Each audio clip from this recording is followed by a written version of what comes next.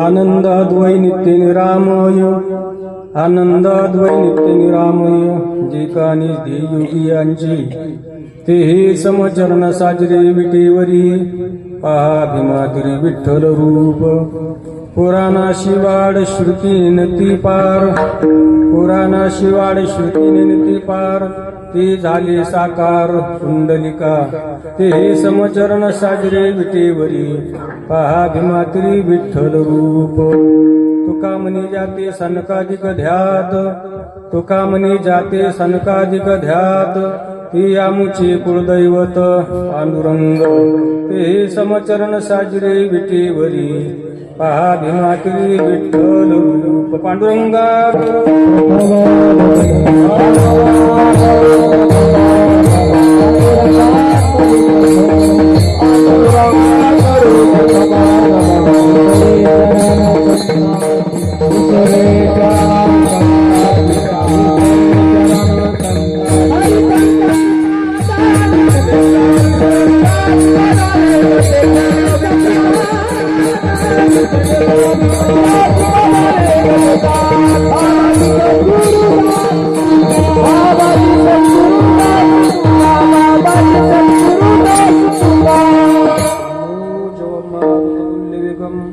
जितेन्द्रियं बुद्धिमतां वरिष्ठं वातात्मजं वानरयूथं मुख्यं श्रीरामदूतं शरणं प्रपद्ये नमो ज्ञानेश्वर नमो ज्ञानेश्वर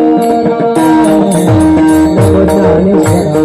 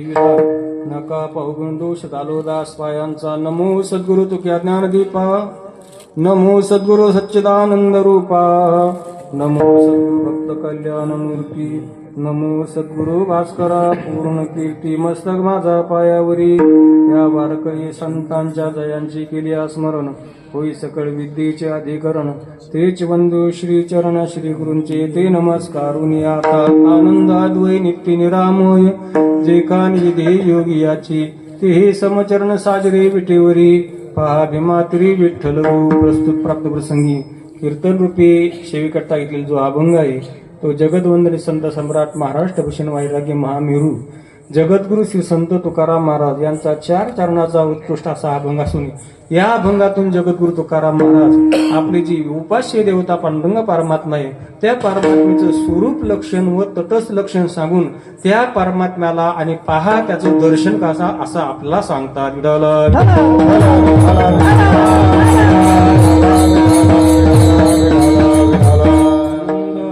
नित्य निरामय तो परमात्मा कसा आहे आनंद रूप आहे अद्वय आहे नित्य आहे निरामय म्हणजे दुःखरहित आहे आणि याचा अर्थ मग ते तर विशेष काही नाही तो नाहीच का तर असं नाही जे का निजे ध्येय योगियांची जे योग्यांचं निजे ध्येय आहे योगी त्याचं रात्रंदिवस ध्यान करता आणि असा तो परमात्मा असं ते हे समचरण साजरे वेटेवर ते म्हणजे पहिल्या चरणामध्ये जे वर्णन केले ते हे समचरण साजरे विटेवरी भीमा तीरावर आणि समपायाने युक्त सुंदर असं स्वरूप ते उभा आहे आणि त्या परमात्म्याला तुम्ही पहा असं महाराज सांगतात.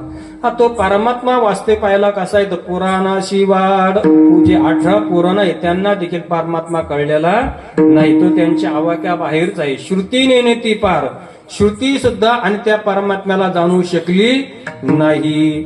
श्रुतीने नेती पार ती झाली साकार पुंडलिका, पण ज्या जो पुराणाला कळाला नाही, श्रुतीला जो कळाला नाही, पुराणाच्या आवाक्यामध्ये झाले नाही, असा तो परमात्मा तो पुंडलिका करता कसं झालंय साकार झालंय, सगुण झालेलं आहे. आणि तो परमात्मा म्हणजे ज्या परमात्म्याचे सनकाधिक ध्यान करतात, ब्रह्मदेवाचे मानसपुत्र सनक, सनंदन, सनातन आणि सनत कुमार असा ज्यांचा खूप मोठा अधिकार आहे, असे सनकाधिक ज्या परमात्म्याचं ध्यान करतात, तुका म्हणे ज्या ते सनकाधिक ध्यान, आणि तुकाराम महाराज म्हणतात ती आमची कुलदैवत पांडुरंग, तो पांडुरंग परमात्मा आमचा कुलदैवत आहे, असा अभंगाचा शब्दशः अर्थ विठ्ठला.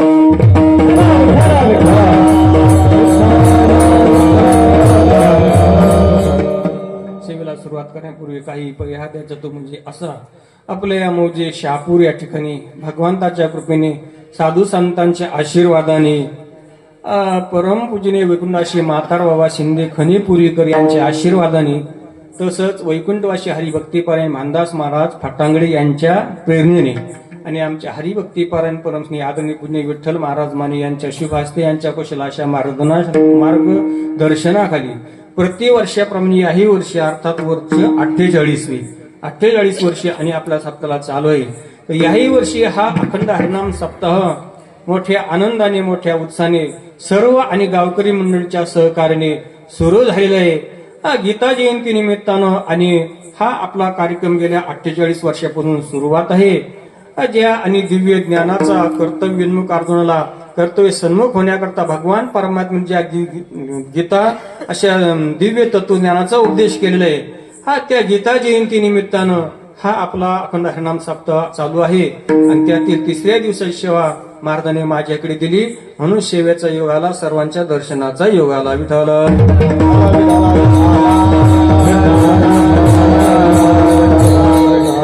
सेवेकरता पूजनीय महाराज उपस्थित आहे. त्याच्यानंतर इकडे आमचे बाळू महाराज आहे, आमचे गोपाल महाराज आहे, दुसरे गोपाल महाराज आहे, बंडू महाराज, आमचे विठ्ठल महाराज, आमचे अनपट महाराज आहे, इकडे दुसरे विठ्ठल महाराज, लक्ष्मण महाराज, संतोष महाराज, आमचे बळी महाराज, आमचे पाराजी महाराज असे सुंदर या ठिकाणी उपस्थित आहे. मृदंगाचार्य आमचे गोपाळ महाराज ते उपस्थित आहे.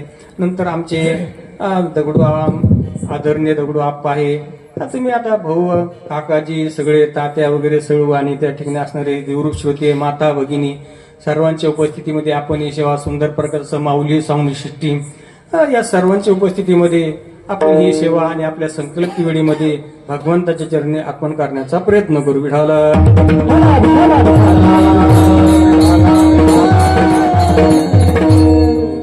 घालून दिलेला नेम या नियमाला आणि महाराजांनी त्या ठिकाणी चालू ठेवलेलं आहे, सर्वांचं सहकार्य आहे आणि म्हणून 48 वर्ष कार्यक्रमालाही पूर्ण होत आहे.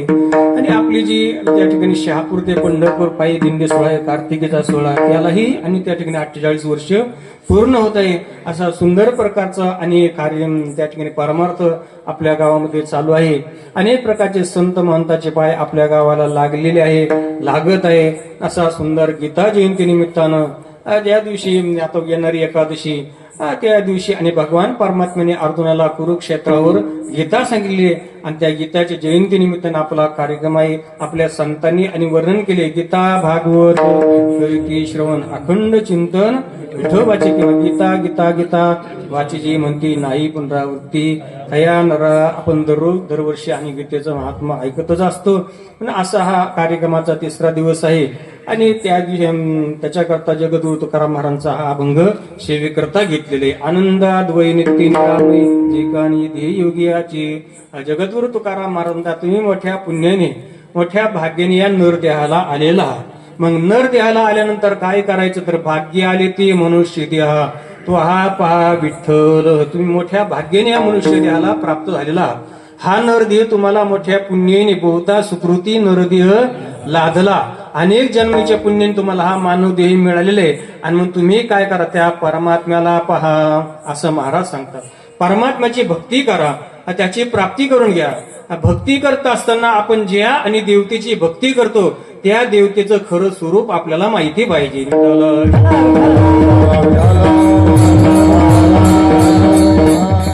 आपल्या उपास्याला जाणून भक्ती करायला पाहिजे.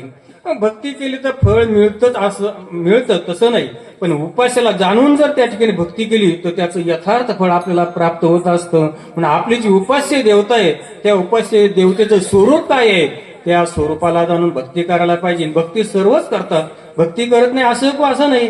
माऊली म्हणतात आईशने सकळ जगदंबर निखिळ श्रद्धेचाची केवळ होतलासी परी ज्ञाने नासिले ते बुद्धी भेदाशी आले त्यांनी एकाची या कल्पिले अनेकत्वी आहे की नाही. सगळं विश्व काय आहे श्रद्धामय. श्रद्धामय यम पुरुषो असं भगवंतांनी म्हणलेले. पूर्ण सगळ्याकडे श्रद्धा आहे, फक्त श्रद्धेमध्ये बदल असेल. कोणाची सात्विक असेल, कोणाची राजसी असेल, कोणाची तामसी असेल, कोणाची पांडुरंगर असेल, कोणाची कृष्णावर असेल, कोणाची दत्तर असेल है की, कोणाची देवीर असेल है की नाही, कोणाची सकलती बाबावर असेल, कोणाची सैलेनी बाबावर असेल है की नाही. पण श्रद्धा नाही असा माणूस सापडणार नाही. प्रत्येकाची श्रद्धा आहे, फक्त त्याचा श्रद्धेचा विषय काय आहे वेगळा आहे. मग भगवान म्हणतात त्यांची भक्ती चालू आहे, पण ज्ञाने विरनाशिले यांना काय आहे, यांना ज्ञान नाही की एकच परमात्मा एकमेव द्वितीयम ब्रह्म नेह नानास्ति किंचन. भगवान परमात्मा एकच आहे असं त्यांना ज्ञान नाही.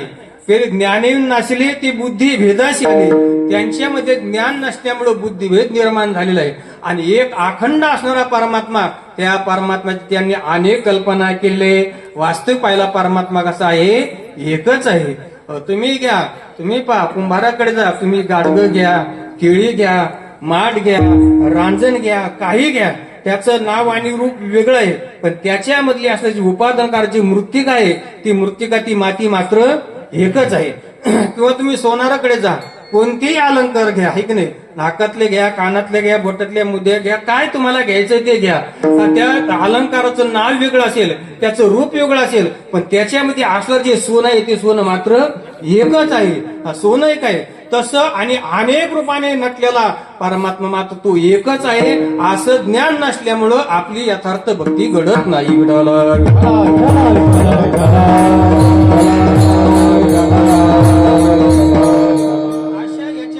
त्या ठिकाणी आणि भक्ती आपल्या उपास्य देवतेचं खरं स्वरूप माहित नाही. पुन्हा ती भक्ती कशासाठी करायची हे सुद्धा माहित नाही. भक्ती कशासाठी करायची एक नाही. तुकाराम महाराज म्हणतात अज्ञानाची भक्ती इच्छिती संपत्ती कयाची चित्ती बोध कैचा.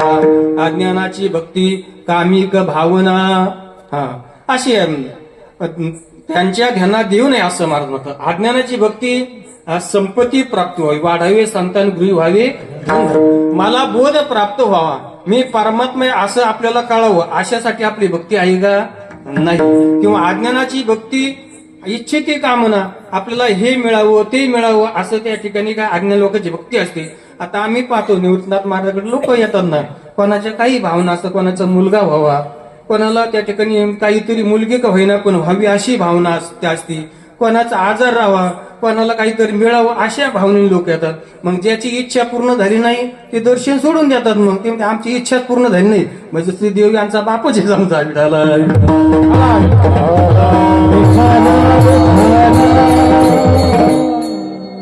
ज्याची इच्छा पूर्ण झाली ते सुद्धा म्हणजे आता काम सर्व आणि वैद्य मरो ते सुद्धा घेत नाही. आता तुम्हाला तर अनुभव आहेत व्यवहारातले लोकांचे आहे की नाही.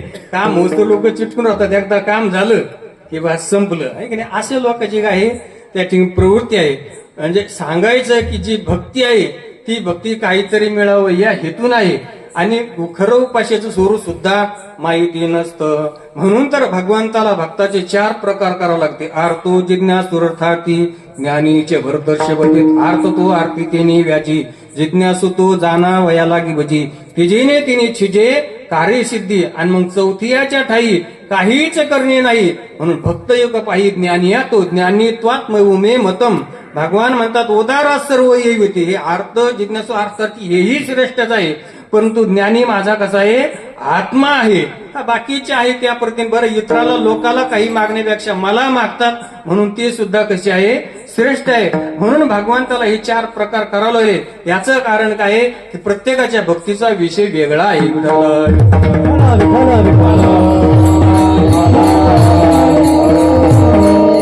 आपलं जी उपास्य देवता आहे त्याचं खरं स्वरूप आपल्याला कळायला पाहिजे ऐकणे, तर त्याच्यामध्ये आनंद असतो.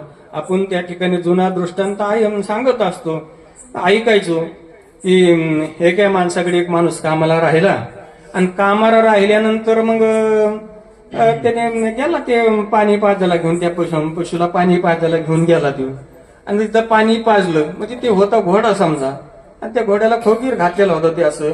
त्याने काय केलं, ते पाणी प्याता प्याता त्या घोड्याने झटका दिला, ते घोडं निघून गेलं. मग आता येणे सांगा ना मालकातून घोडं गेलं म्हणून. पण याचा असं होत राहिला कामाला म्हणून राहिला, ते लोकाला म्हणू लागला, अहो अहो तुम्ही ज्याच्या घरी होतो आम्ही त्याला जाऊन सांगा तुम्ही याच्यातलं गेलं.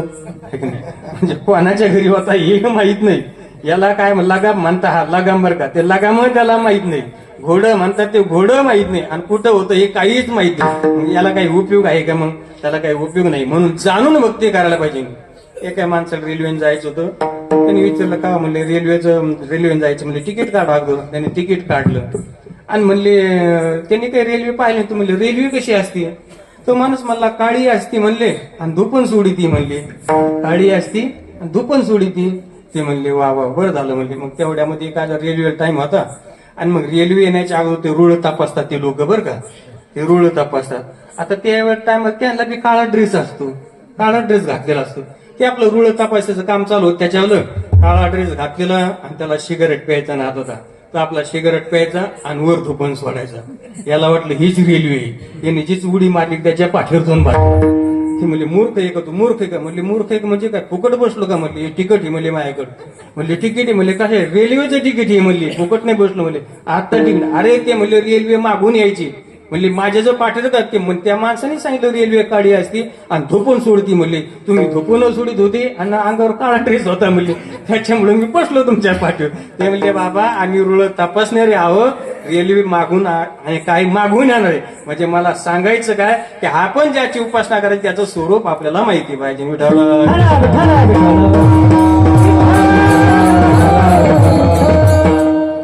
आमचं तर सोडून द्या महाराज, पण अर्जुनासारखा भक्त होता का? है की नाही? हा खोपी तरी निवांतच आहे, पुरुषला तरी बुजावीच आहे, नवल पिसे लागले आहे पार्थाची देवा. हो, अर्जुनाचं ध्वजस्तंभावरी वानरू तो मूर्तिमंत शंकरू सारथी शारंग धरू अर्जुनाशी. असं एवढं भगवंताने ते पांडवाचं काम केलं. इतका अर्जुन भगवंताच्या जवळ होता. देवाची या भोगायतनी खेळता शंकेना मनी. असं तरी अर्जुनला देव कळले का? नाही, कळले नाही. कृष्णा म्हणून हाकारीजे, यादव पण तू ते लेखीजे. तुम्हाला कृष्णा म्हणून मी तुला आवाज द्यायचो, तू यादव आहे असं आम्हाला त्या ठिकाणी वाटायचं. पण देवा आता आम्हाला सगळं कळवलेलं आहे.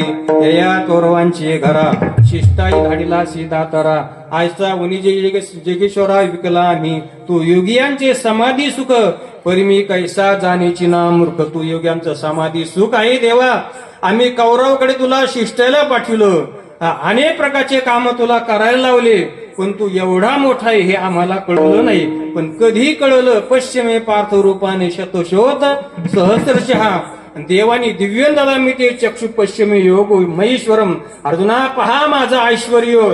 आणि तेव्हा अर्जुनी पाहिलं तर पश्यामी देवस्तव देवदे सर्व सता भूत विषय संगान ब्रह्मानमी कमला असं वर्णन केले. हे सगळं देवाच्या रूपामध्ये त्याला अनेक वत्र अनेक नयनम अनेकात बुद्धर्शनम अनेक दिव्याभरणम अनेक दिव्या असं वर्णन केले. सगळं आणि देवाच्या हे सर्व विश्व आहे ते सगळं देवाच्या स्वरूपामध्ये दिसू लागलेलं आहे. ते विश्वरूप पाहताना सगळे आणि त्या ठिकाणी मरू लागलेले सगळे मारू लागले. कौरव तर मेले, पण पांडव सुद्धा देवाच्या ते तोंडामध्ये चालले. कौरव ही सगळी बाकीची सेना गेली, पण कौरव सुद्धा पांडव सुद्धा त्या तोंडामध्ये जाऊ लागले विश्वरूपाच्या मध्ये. तेव्हा अर्जुन म्हणतो देवा जापानी जापानी अस्तव्यस्त हे तुझं आणि अस्तव्यस्त विश्वरूप आता सांभाळून घे बाबा. जोपर्यंत कौरव गेले तोपर्यंत आम्हाला काही वाटलं नाही, पण आता आम्ही जायला लागलो म्हणले. नाही तरी कृपा मज पुरती पाही, तुम्ही माझ्यापुरती तरी कृपा करा म्हणले. बाकी ज्याला गिळायचं तर गिळून टाका म्हणले, पण कमी कमी माझ्यावर तरी दया करा. आणि मग तेव्हा त्याला हे कळून चुकलं की हा भगवान श्रीकृष्ण काही सामान्य नाही, हा देवाचा देव आहे. आणि मग तो देवाला क्षमा मागू लागला की देवा माफ कर, जे न काम करावे ते काम आम्ही तुम्हाला सांगितले देवा, आम्हाला कळलं नाही तो एवढा मोठा आहे. कधी कळलं? ज्या वेळेला देवाने कृपा करून दिव्य दृष्टी दिली त्यावेळेला भगवान श्रीकृष्ण कोण आहे, त्यांचा अधिकार काय, त्यांचं स्वरूप काय हे अर्जुनाला त्यावेळी कळलं महाराज. मग तुमचं आमचं काय धरून बसली? जो अर्जुन देवाजवळ नेहमी राहायचा 24 तास, देव त्याचे सगळं काम कळायचे, ते अर्जुनला देवाचं स्वरूप कळालं नाही तर आपल्याला कधी कळणं महाराज. पण देवाचं खरं स्वरूप कळाल्याशिवाय ती भक्ती यथार्थ ठरत नाही.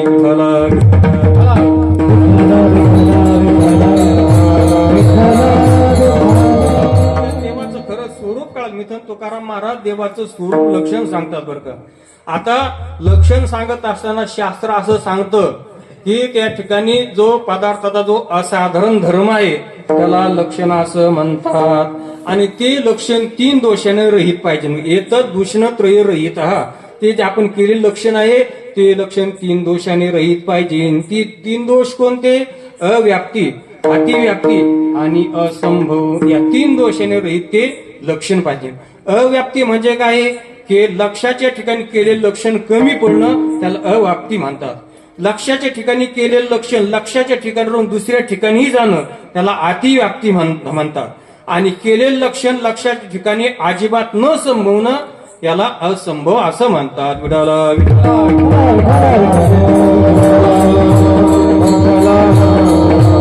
त्याच्यासाठी शास्त्रकारांनी दृष्टांत दिला. केलेलं लक्षण लक्षाच्या ठिकाणी कमी पडणं म्हणजे गाय कशाला म्हणतात, गाय कोणाला म्हणतात, त्यांनी लक्षण केलं. यथा गोहो कपिलत्वम, जी काळी असते ती काय गाय असते, काळी आहे. गाय कोणाला म्हणायचं?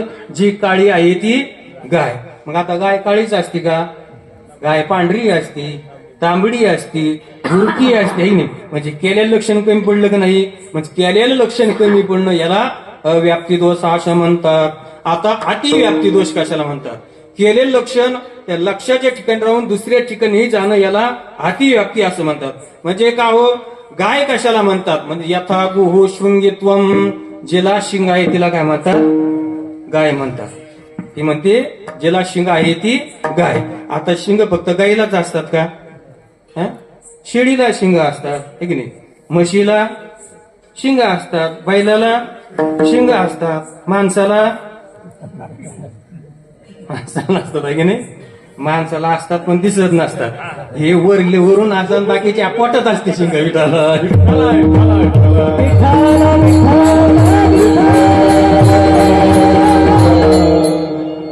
लय पन्हाळ्या काढी तुरी बाबा तू, त्याच्याकडे जाणच नको म्हणजे लय पन्हाळ्या काढी तू असं. यथा विनोदाचा भाग सोडून द्या. पण यथा गोहो शृंगित्वम म्हणजे केलेलं लक्षण दुसरीकडे सुद्धा जावं लागलं. म्हशीला शिंग आहे, बैलाला शिंग आहे, शेळीला शिंग आहे. म्हणजे केलेलं लक्षण दुसरीकडे जाणं आणि केलेलं लक्षण न संभवणं याला काय असंभव दोष असं म्हणतात. म्हणजे गाय कशाला म्हणतात? म्हणजे यथा गोरे कश्यपत्वम, ज्याला एक खुर आहे तिला काय म्हणतात? गाय असं म्हणतात. आता गायीला 1 खुरी असतात का 2 असतात? गायीला किती खुर असतात? 2 असतात. आणि मग ती एक म्हणजे 1 खूर म्हणतात. म्हणजे केलेलं लक्षण तिथं कमी पडत असतं, कमी पडतं. म्हणजे वारकरी कशाला म्हणतात? वारकरी कोणाला म्हणतात? म्हणजे जे कधी पंढरपूरला जात नाही, कधी काकडा म्हणत नाही, कधी हरिपाठ म्हणत नाही, आहे की नाही? नुसतं सगळे बाकीचे वाईटच काम करीत राहतो, कुठेतरी सडकाला पडलेला असतो पांक्याला, त्याला वारकरी म्हणतात. आता हे लक्षण बरोबर बसत का? नाही, हे लक्षण तिथं संभवू शकत नाही. मग गाय कोणाला म्हणायचं? जिला 2 खुरा असून जिच्या काशीला पोळी आहे, आपलं जिला गळ्याला पोळी आहे आणि जिच्या काशीतून दूध निघतं तिला गाय असं म्हणतात.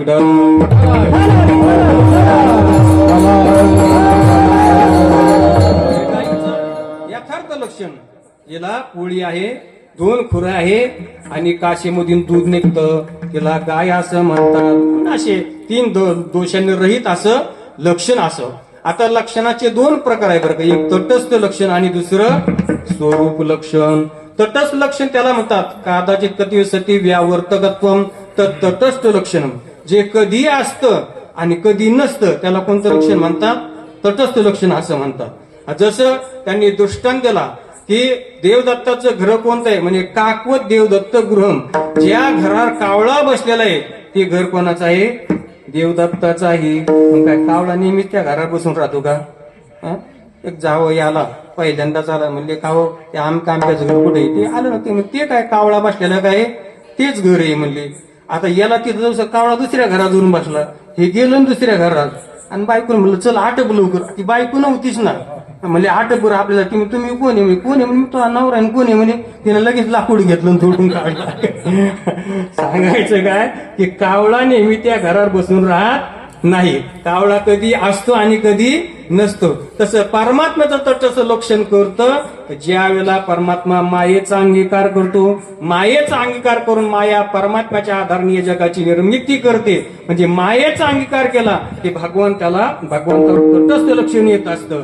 आणि त्या ठिकाणी एकदा आणि मायाचा ह्या जगाचा प्रलय झाला की परमात्मा त्या ठिकाणी अव्यक्त स्वरूपामध्ये राहतो. विठाला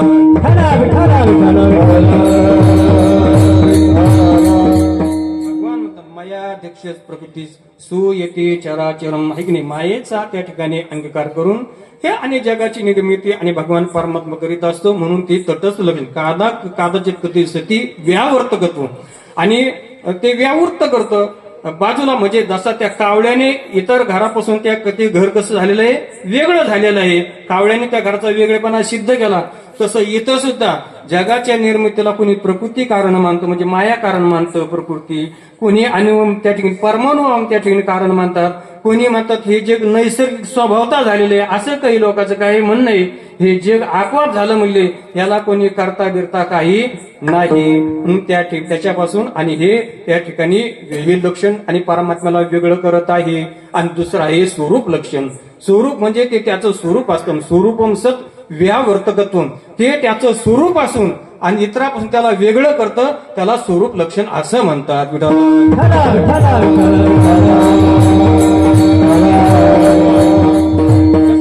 एखाद्या आणि 5-6 माणसं वाटले म्हणजे त्याच्यात आमका कोणता येऊ म्हणली तो आहे ना जो त्या ठिकाणी दिसतो काळसर रंगाचा आहे ना म्हणले तो कोण आहे? तोच आहे. आता रंग कधी बदलू शकतो का? काळसर आपला जो रंग तू कधी बदलू शकतो का? बदलू शकत नाही. तुम्ही किती साबणी लावा तो बदलणार नाही. उलट त्या काळेपणाला चकाक येईल पण ते बदलणार नाही बरं का. मग ते त्याचा रंग तो बदलू शकतो का? नाही. तसं एखाद्या माणसाला केस नसतात आहे की नाही. आता केस आपण काढले तर पुन्हा ते केस येतात. पण एखाद्याच्या डोक्या ठिकाणी ते केसाची आत्यंतिक निवृत्ती असते. तिथं केसच नसतात. म्हणले मग आमचा माणूस म्हणे तू त्याच्या डोक्यावर केस नाही ना तू काय तू आहे. म्हणजे याला स्वरूप लक्षण म्हणतात. त्याच्यामध्ये कधी बदल होऊ शकत नाही. आणि इतर माणसापासून त्या माणसाला काही वेगळं केलंय. तसं परमात्म्याचं स्वरूप लक्षण कोणतं म्हणजे सत्यम ज्ञान म्हणून ब्रह्म किंवा सच्चित आनंद हे परमात्म्याचं स्वरूप आहे. सच्चित आनंद घन पंढरी परिपूर्ण सच्चित आनंद हे परमात्म्याचं स्वरूप लक्षण आहे. आणि ते परमात्म्याला वेगळं करतं कशापासून? हे जग जे आहे हे असत आहे जड आहे दुःखरूप आहे. असं जड दुःखरूप आणि जगतापासून भगवान परमात्म्याला हे स्वरूप लक्षण कसं काय वेगळं करीत आहे. आणि म्हणून तुकाराम महाराज या ठिकाणी दोही लक्षणाचा उल्लेख करतात. प्रथम चरणामध्ये महाराज आनंद अद्वय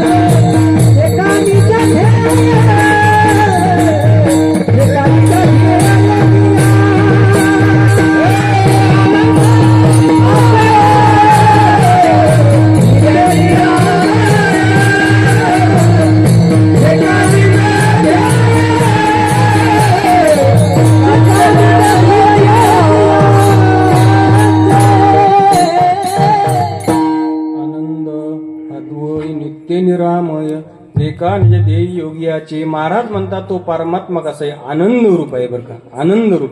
हा परमात्म्याचं लक्षण वास्तविक पाहता तर ते परमात्म्याचं कोणतंच लक्षण करत नाही बरं का, त्याला लक्षणच नाही. लक्षणच जर परमात्माला तर तो जड ठरेल, तो खोटा ठरेल, तो शून्यामध्ये येईल. म्हणून परमात्म्याचं तसं कोणतंच लक्षण करता येत नाही. पण लक्षण काय केलं तर असताची व्यावृत्ती, सत म्हणून आली